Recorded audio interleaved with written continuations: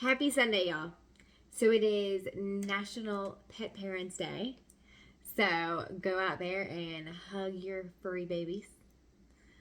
So what I want to talk about today is I want to talk about comprehension being more important than communication. So I don't know if I already talked about this, but I used to go into a memory care center a few times a month, and I would bring puppies into the memory care center. I did that for about 6 years. And one of my favorite things was talking to the couples that were there and asking them how they stayed married for as long as they'd been married.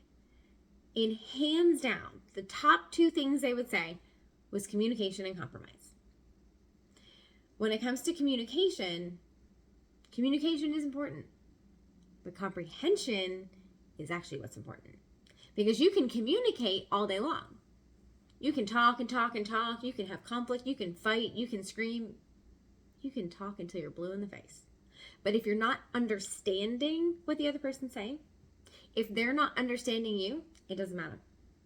It doesn't matter what you say. It matters if the other person hears you. So what I want you to do is work on understanding. Really listening to what another person's saying. And you may need to reflect back what that person said. What I hear you say is blank. And check with that person, make sure that you actually understood what they were saying. Stop preparing to talk and spend more time listening. If you're thinking about your rebuttal, you're not actually listening to what the other person's saying. Put your tongue back on the floor of your mouth. If it's on the roof of your mouth, you're getting ready to talk, you're not listening.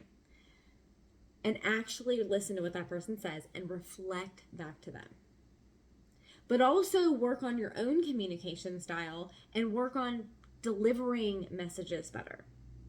So we all have a communication style. You can take what's called the DISC profile, that's D-I-S-C, and that's going to be your type, your communication type. I am what's called a DI.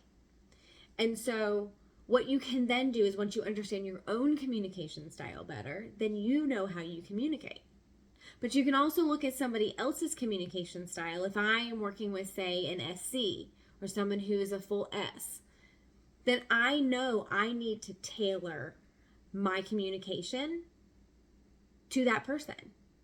It's the responsibility of the person who's delivering the message to try to deliver it in a way that the receiver is going to best get it. Doesn't take the responsibility off you as the listener to pay attention and to reflect back, but it's also the responsibility of the communicator to try to deliver the message to that person in the best way possible. I know I tend to be very direct, so if I'm dealing with somebody who is super soft and sensitive, I'm going to need to deliver it in a different way. So learn how to tailor your own communication style so that you are the most effective in delivering a message too.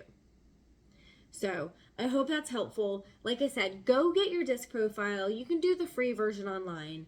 The one you pay for gives you a lot more detail about how you can best deal with people who are the other communication styles.